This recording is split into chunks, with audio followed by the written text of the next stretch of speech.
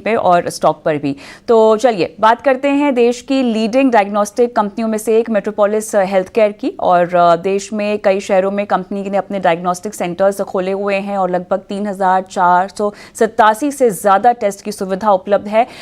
Company जो नतीजे पेश किए हैं वो अच्छे रहे हैं। आय में करीब 13% का इजाफा देखने को मिला है। मुनाफा 31% बढ़ा है।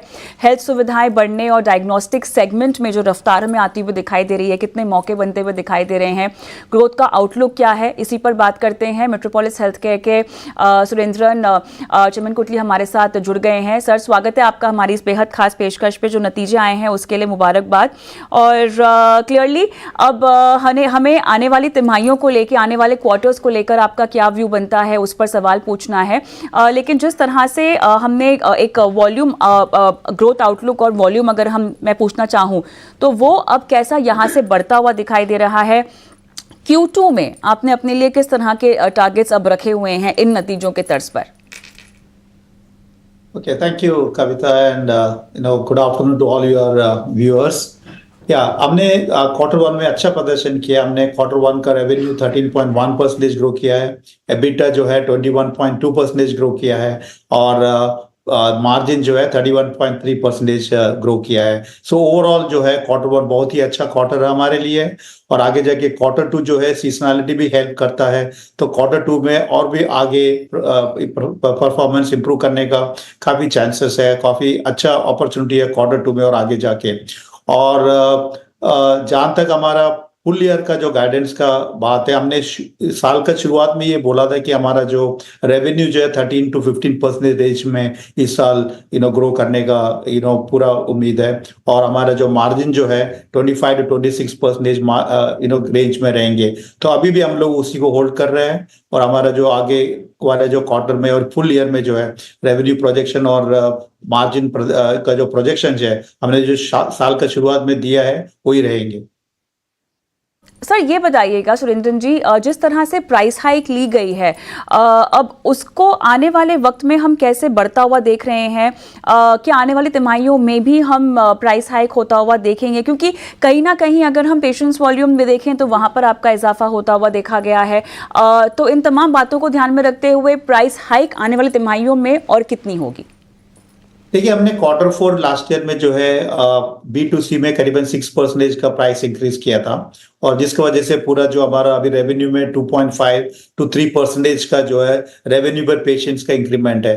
तो हमारा जो रिजल्ट है आप देखोगे तो 7% पेशेंट वॉल्यूम ग्रोथ है और 6% रेवेन्यू पर पेशेंट वॉल्यूम रेवेन्यू पर पेशेंट ग्रोथ है। आउट ऑफ दैट 6% 2.5% जो है हमारा प्राइस इंक्रीज का वजह से हो रहा है।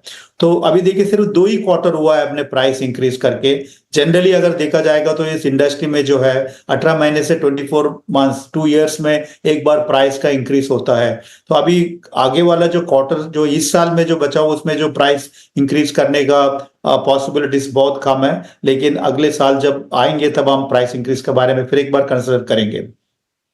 थोड़ा सा, क्योंकि आपके क्षेत्र में कंपटीशन देखिए बहुत ज़्यादा है, तो उस पर मैं बात करना चाहती हूँ। जो कंपटीशन इंटेंस होता हुआ दिखाई दे रहा है, अब उसमें हम ट्रू हेल्थ रेवेन्यू की बात करें तो वहाँ पे 28% ईयर ऑन ईयर हमने दर्ज होता हुआ देखा है रेवेन्यू ग्रोथ को। स्पेशलिटी की बात करें तो रेवेन्यू लगभग 14% ईयर ऑन ईयर दर्ज होता हुआ दिखाई दिया है। तो ओवरऑल अब इंटेंस कॉम्पिटिशन को लेकर और आपके नेटवर्क एक्सपेंशन को लेकर इस कॉम्पिटिशन के बीच में आपने अपने लिए क्या रणनीति बना रखी है? अगर इस पर कोई योजना है तो बताइएगा जी। देखिए, इस इंडस्ट्री में कंपटीशन तो हमेशा रहा है। कंपटीशन में कभी भी कमी नहीं रहा। कंपटीशन हमेशा और भी आगे जाके भी इंटेंस ही रहेंगे। और जहां तक मैं जानता हूं, कंपटीशन जब तक क्वालिटी और साइंस और गुड सर्विसेज के मामले में है तो काफी अच्छा रहेगा। अगर कंपटीशन प्राइस को लेके है तो वो अच्छा स्टोरी नहीं रहेगा इंडस्ट्री के लिए। अभी पिछले 2-3 क्वार्टर में हम देख रहे हैं कि जो कंपटीशन जो है प्राइस की वजह से नहीं हो रहा है। प्राइस डिसरप्शंस काफी अभी कम हुआ है, स्टेबल हो रहा है pricing, which is a good story for the industry. तो जहां तक अच्छा सर्विस देने का बात है, आगे जाके टीयर 2, टीयर 3, टीयर 4 सिटीज में जो सर्विस हमारा एक्सपैंड करने का हमारा प्रोग्राम अभी चल रहा है। 650 टाउन्स में अभी आप सर्विस दे रहा है। अगले 1-1.5 साल में जो है 1000 टाउन्स तक इसको हम स्केल अप करेंगे।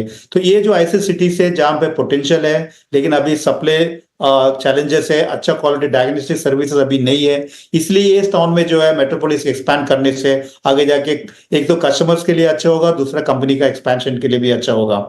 और जहां तक की सिटीज है, जो टॉप सिटीज है, टॉप 10-12 सिटीज में जो है हमारा ट्रू हेल्थ का जो फोकस आगे रहेंगे और स्पेशलिटी का भी फोकस रहेंगे। तो इसकी वजह से जो टॉप 10-12 सिटीज में इस प्रोडक्ट्स की वजह से जो ट्रू हेल्थ और स्पेशलिटीज की वजह से ग्रोथ आएंगे, और टीयर 2, टीयर 3, टीयर 4 में जो है एक्सपेंशन की वजह से ग्रोथ आएंगे। तो जो आपने टीयर 2 और टीयर 3 का जिक्र किया है, वहीं पर हम नए लैब्स एडिशंस को होता हुआ देखेंगे, कोई खास पॉकेट्स जिसका आप नाम ले पाएं? क्या देखिए, अपने पिछले 3 साल में जो है करीबन 3-3.5 साल में 75 लैब्स ओवरऑल कंपनी में ऐड किया है। उसमें से 40 लैब्स जो है टीयर 2, टीयर 3 सिटीज में आया है। अभी आगे इस साल में हमने 25 लैब्स और एक्सपैंड करने का हमारा प्लान है, और मोस्ट ऑफ इट आपको टीयर 3 सिटीज में आएंगे, आते हुए नजर आएंगे आपको। और जो हमारा एक्सपेंशन, जो सेंटर एक्सपेंशन जो है, वो भी टीयर 2, टीयर 3, टीयर 4 सिटीज में हो रहा है। तो अच्छा सर्विसेज जो है टीयर 3, टीयर 4 सर्विस सिटीज में प्रोवाइड करने के लिए पूरा कोशिश जारी है हमारा तरफ से। यहाँ पर B2B सेगमेंट में ग्रोथ आउटलुक स्पेसिफिकली आप कितना बढ़ता हुआ देख रहे हैं, और किस तरह का फोकस आपका यहाँ पर और बढ़ रहा है, कुछ बता पाएंगे? देखिए, पिछले सालों में जो हमारा B2B का जो पूरा परफॉर्मेंस थोड़ा सा म्यूटेड रहा है। पिछले 1 साल में हमने काफी स्ट्रैटेजिक एफर्ट्स लगाया है B2B सेगमेंट में। हमने पार्टनर पोर्टल इंट्रोड्यूस किया है, हमने पार्टनर्स के लिए हेल्प डेस्क इंट्रोड्यूस किया है, और हमने जो है रिलेशनशिप मैनेजर्स को डिप्लॉय किया है की अकाउंट्स में, की हॉस्पिटल में। नया जितना भी B2B लैब्स हमने जो ऐड किया है सब में, तो ओवरऑल सर्विस जो है हमने B2B सेगमेंट में काफी प्रोवाइड किया है। इसके वजह से जो है जो सिंगल डिजिट ग्रोथ था हमारा पहले B2B सेगमेंट में, अभी जाके वो 12.4% जो Q1 में हमने किया है। तो और भी एफर्ट्स हमारा तरफ से जारी है। सिर्फ डिस्काउंट की वजह से B2B सेगमेंट को नहीं जीता जाता है, और आपको अच्छा सर्विसेज, अच्छा क्वालिटी प्रोडक्ट्स, और आपको speciality services and timely reports and good quality reports देने से जो है आपका B2B सेगमेंट का ग्रोथ होगा, और आगे जाके अब ये 12.4 से और भी आगे बढ़ने का पूरा कोशिश है। ऑलराइट, सुरेंद्रन जी, बहुत अच्छा लगा आपसे बातचीत करके, समय निकाला आपने और तमाम सवालों के जवाब दिए, आपका बहुत बहुत धन्यवाद।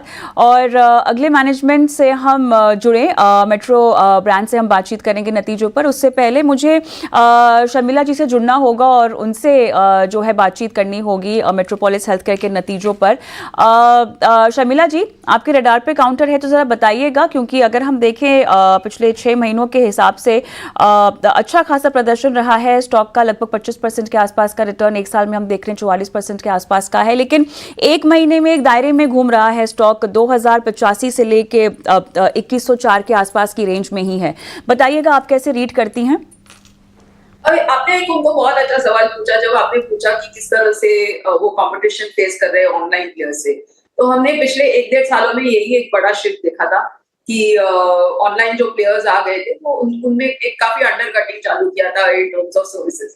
लेकिन मैनेजमेंट ने जिस तरह से क्लैरिफाई किया कि उनका जो ग्रोथ वो जो देख रहे हैं वो टीयर 2, टीयर 3, टीयर 4 सिटीज में ज्यादा उनका फोकस रहेगा, और जो B2B उनका सेगमेंट है उसको किस तरह से वो अच्छा ग्रो कर सकते हैं, इस पर उनका फोकस रहेगा। तो ये दोनों बातें बहुत अच्छी थी, और वो नतीजों में भी कहीं ना कहीं दिखना चालू हुआ है। और मेरे हिसाब से जो एक ऐसा जो प्राइस वॉर चालू हो गया था बिकॉज ऑफ ऑनलाइन प्लेयर्स, वो भी कहीं ना कहीं जाकर अब रुक गया है। So now this is a sector which is under consolidation. Diagnostics as a space मुझे काफी अच्छा लगता है, क्योंकि मुझे लगता है कि गिवन आवर पॉपुलेशन और जिस तरह से अभी स्थिति है, सभी लोग मेरे हिसाब से ज्यादा टेस्टिंग करेंगे, कम तो वो होने की मुझे गुंजाइश नहीं लग रही है। तो उसके चलते मुझे लगता है ये एक स्टेडी स्टेट अच्छा बिजनेस है। वैल्यूएशंस थोड़े हाई लग रहे हैं, तो if you are invested in the stock definitely आप बने रहिए, और फ्रेश खरीद करने के लिए मे बी अगर मार्केट आपको एक मौका देता है करेक्शन पर, तो जरूर इन्वेस्ट करें। खरीद के लिए आप क्या लेवल सजेस्ट करेंगी शर्मिला, फिलहाल अगर वैल्यूएशन थोड़े से महंगे हैं फ्रेश बाइंग के लिए? अभी भी slightly closer to 1800 kind of range तो ज्यादा बेहतर है। और राइट, तो अगर खरीदा हुआ है स्टॉक तो आपको रुके रहने की सलाह दी जा रही है। मेट्रोपोलिस हेल्थकेयर में नई खरीद के लिए शर्मिला के मुताबिक आपको थोड़े से 1800 के लेवल्स अगर मिलते हैं तो फ्रेश बाइंग की जा सकती है। शर्मिला हमारे साथ बने रहें, लेकिन हम रुकेंगे ब्रेक के लिए। ब्रेक के बाद कौशल पारेख CFO हमारे साथ जुड़े हुए हैं मेट्रो ब्रांड्स के।